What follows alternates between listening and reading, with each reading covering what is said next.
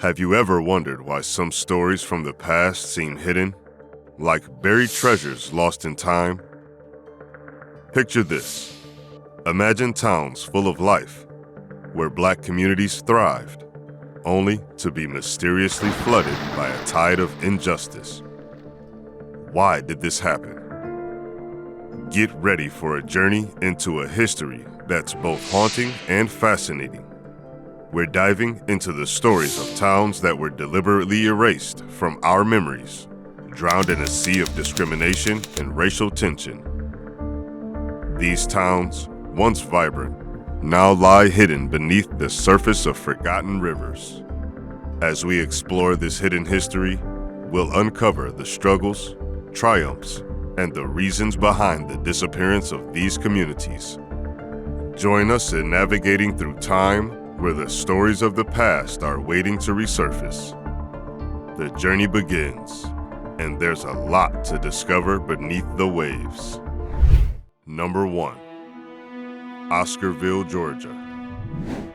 Lake Lanier, a prominent Georgia landmark, holds within its depths a submerged history, one that predates its existence as a reservoir.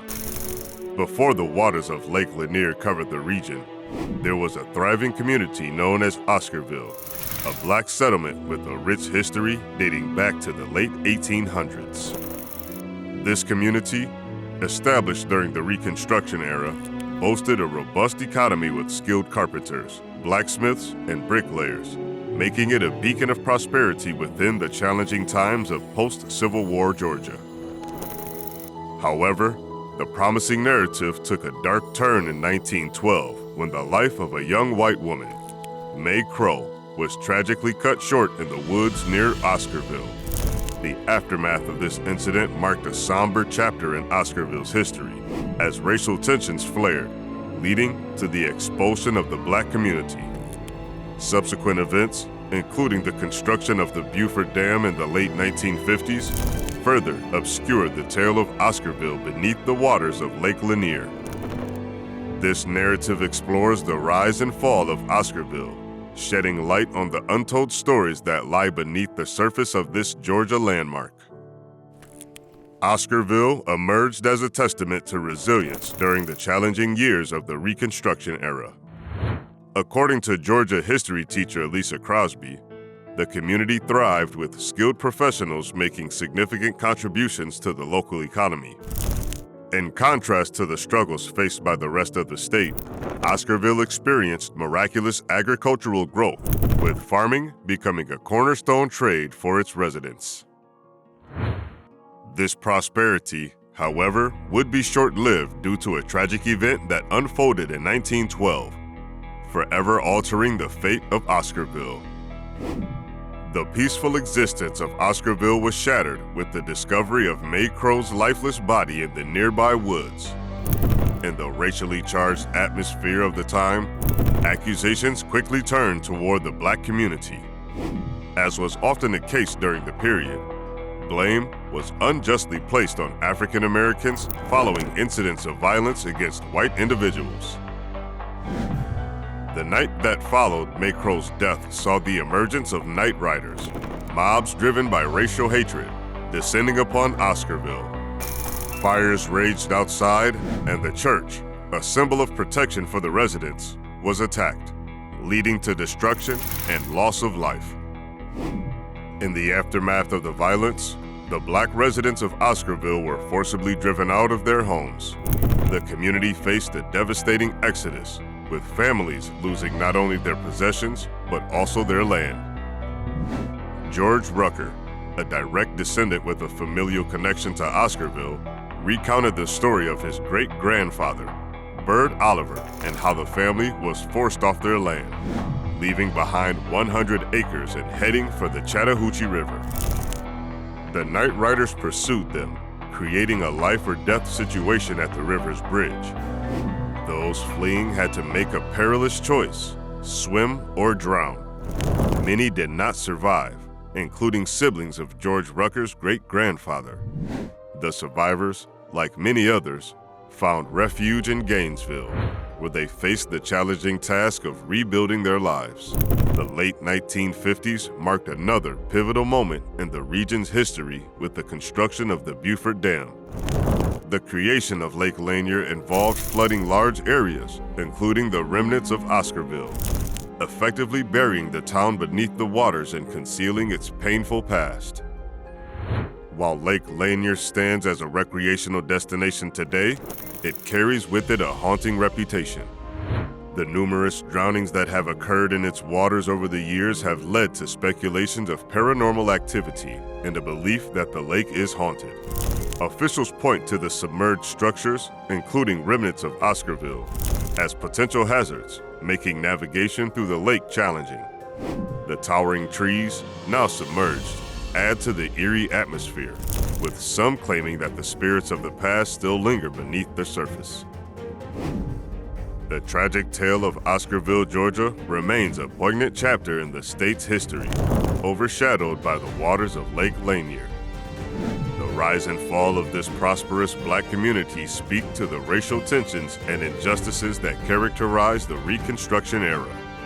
While the physical remnants of Oscarville lie beneath the lake's surface, its spirit endures in the stories passed down through generations. As visitors enjoy the recreational offerings of Lake Lanier, it's crucial to remember the submerged history that once thrived on its shores, acknowledging the resilience of a community that faced violence and displacement but left an indelible mark on the trajectory of Georgia's history. Number 2.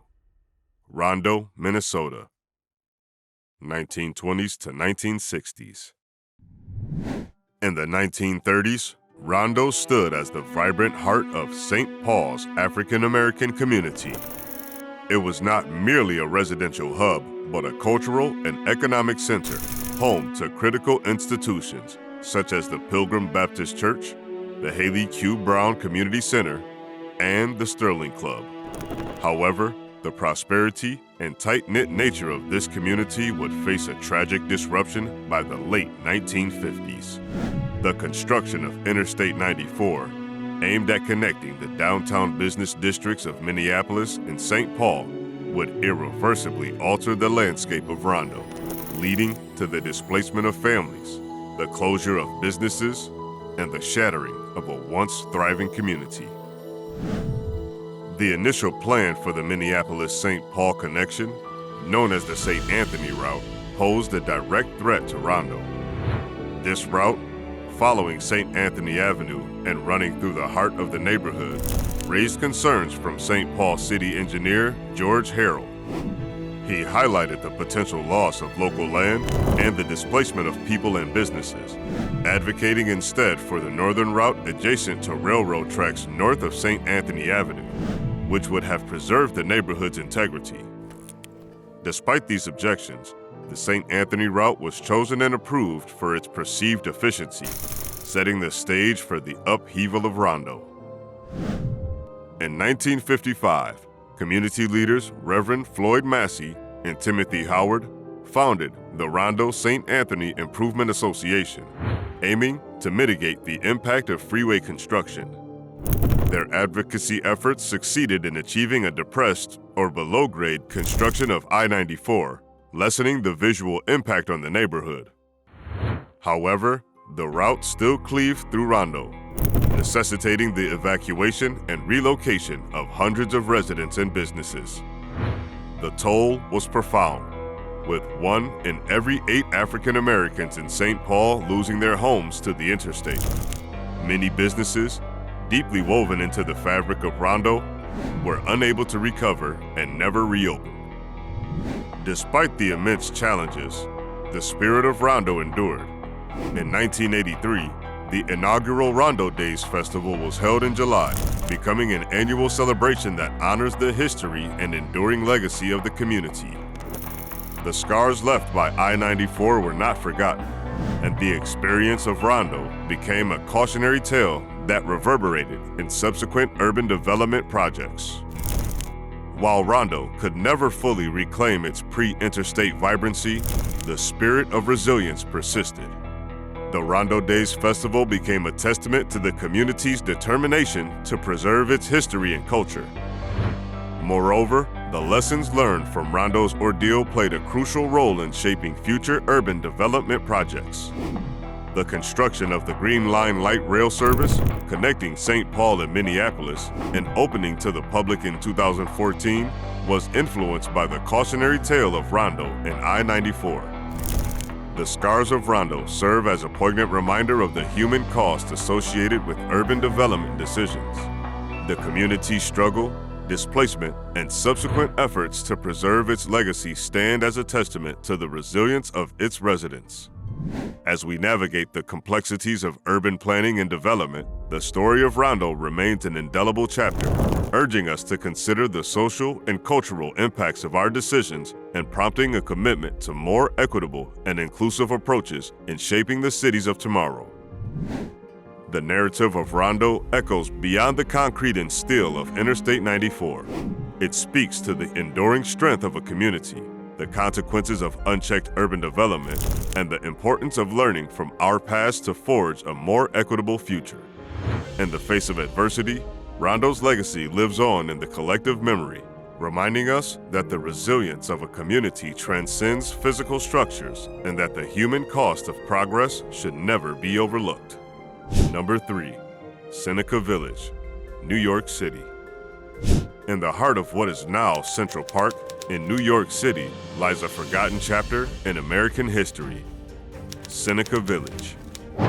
Before the creation of the iconic Central Park, this vibrant community thrived, serving as a haven for free Black property owners seeking refuge from the racial tensions of downtown Manhattan. Established in 1825, Cica Village stood as a testament to resilience, autonomy, and community building. Watch as we delve into the rich history of Cica Village, exploring its origins, growth, and ultimate demise in the face of Central Park's development. In 1825, a significant turning point occurred when John and Elizabeth Whitehead, landowners in the area, subdivided their land into 200 lots. Among the first purchasers were individuals like Andrew Williams, a 25-year-old African-American shoe shiner, and Epiphany Davis, a store clerk. The African Methodist Episcopal Zion Church also secured a piece of this land. From these humble beginnings, Cica Village blossomed into a thriving, autonomous Black community spanning West 82nd to West 89th Streets. With the abolition of slavery in New York State in 1827, Cica Village became a refuge for those seeking freedom from the racial tensions and population density of downtown Manhattan. The village's remote location allowed its population to flourish, engaging in activities such as gardening, livestock raising, fishing in the Hudson River, and drawing water from Tanner Spring. Cica Village became a symbol of self-sufficiency and community strength.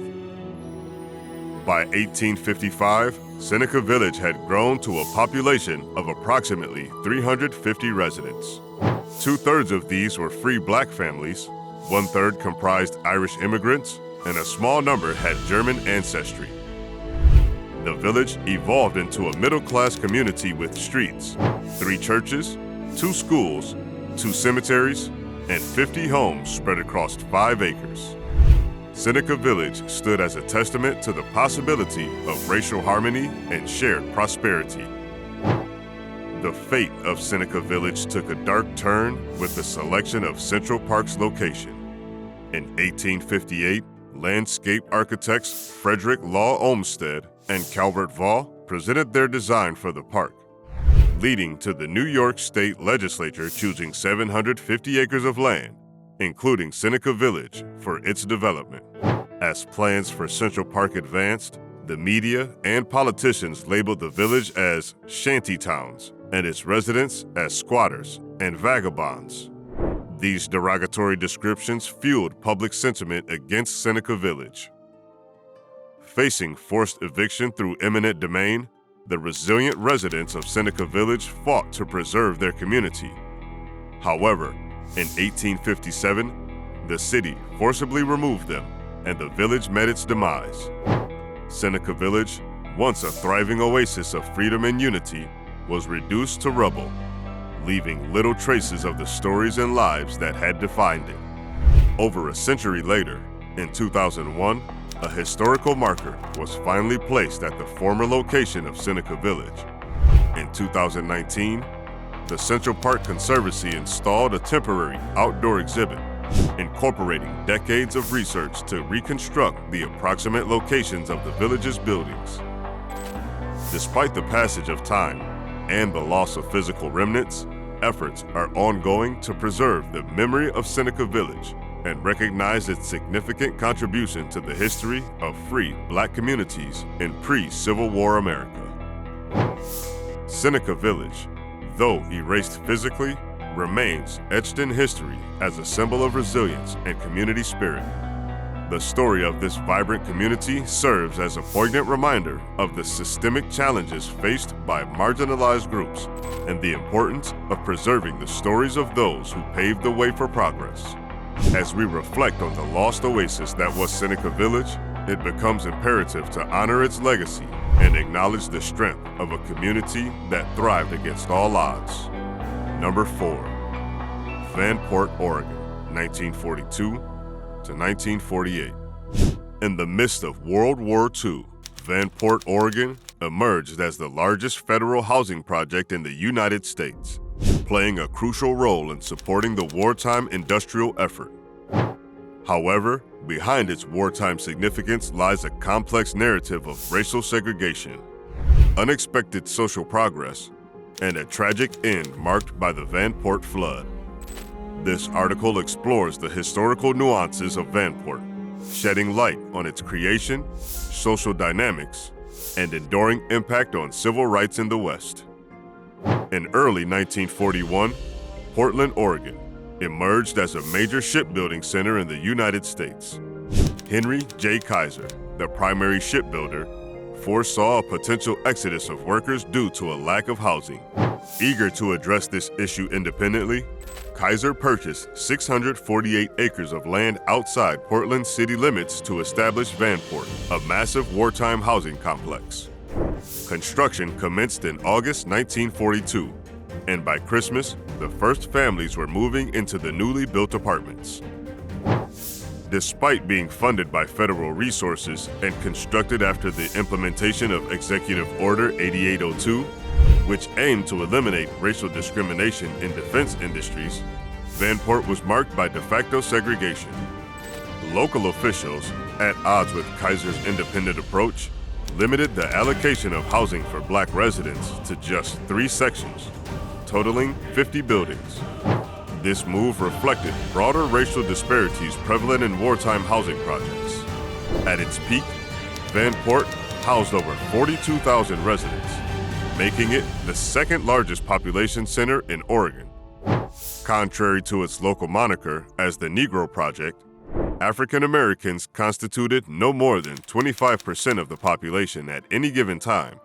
The project played a pivotal role in supporting the wartime industrial efforts, with workers contributing to shipbuilding activities critical for the Allied forces.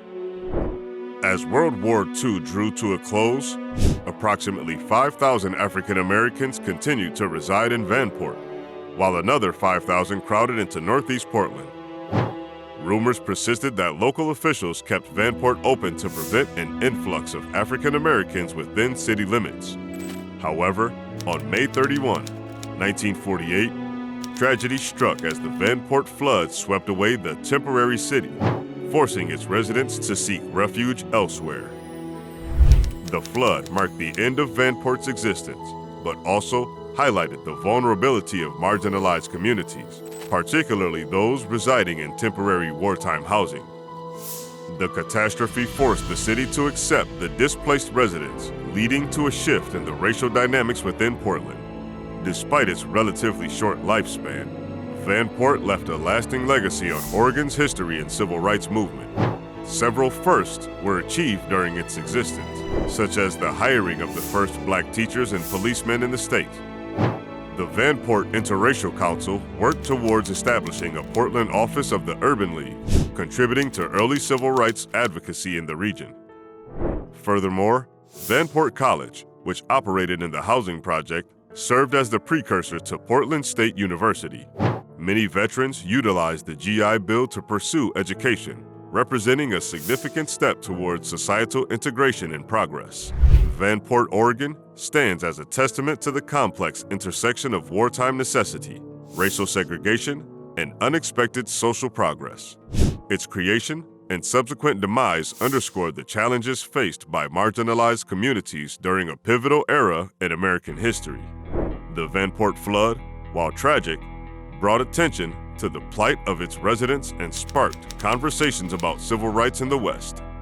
The legacy of Vanport continues to shape our understanding of wartime housing, racial dynamics, and the ongoing struggle for equality in the United States.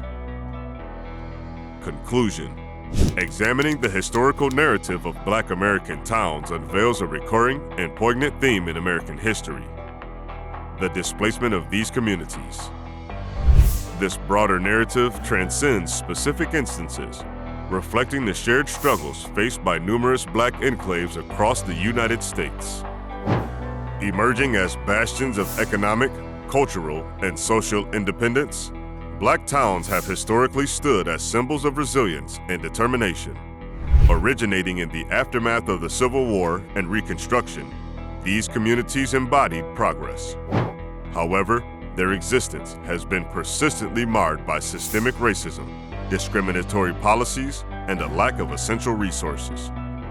The challenges encountered by Black American towns are diverse, ranging from discriminatory practices to unforeseen disasters. The narrative encompasses the upheaval caused by mid-20th century urban renewal projects and the persistent struggles faced by these communities. Displacement, whether forced or circumstantial, has left an enduring impact on the trajectories of Black towns. Collectively, the stories of these towns reflect the indomitable spirit of generations striving for independence and prosperity. However, they also underscore deeply rooted systemic challenges, from racial discrimination to economic disenfranchisement, that have disrupted the continuity of Black American communities. The consequences of such displacements echo through history, contributing to lasting disparities faced by Black communities in housing, education, and economic opportunities. Reflecting on the broader context of displaced Black American towns necessitates an acknowledgement of the historical injustices shaping the experiences of these communities. Preserving the histories of these towns extends beyond documenting past events. It is a critical step in recognizing the collective strength and contributions that have left an indelible mark on the fabric of American history. Understanding the shared struggles and triumphs of Black American towns offers insight into the complexity of the American narrative, highlighting the resilience of communities that, despite displacement, have played a crucial role in shaping the nation's diverse history. In recognizing this shared history, we contribute to the ongoing dialogue on social and racial justice, seeking a more inclusive and equitable future. The narratives of these towns stand as testaments to the endurance of the Black American spirit, reminding us of the ongoing journey toward a society where every community's history is acknowledged and valued.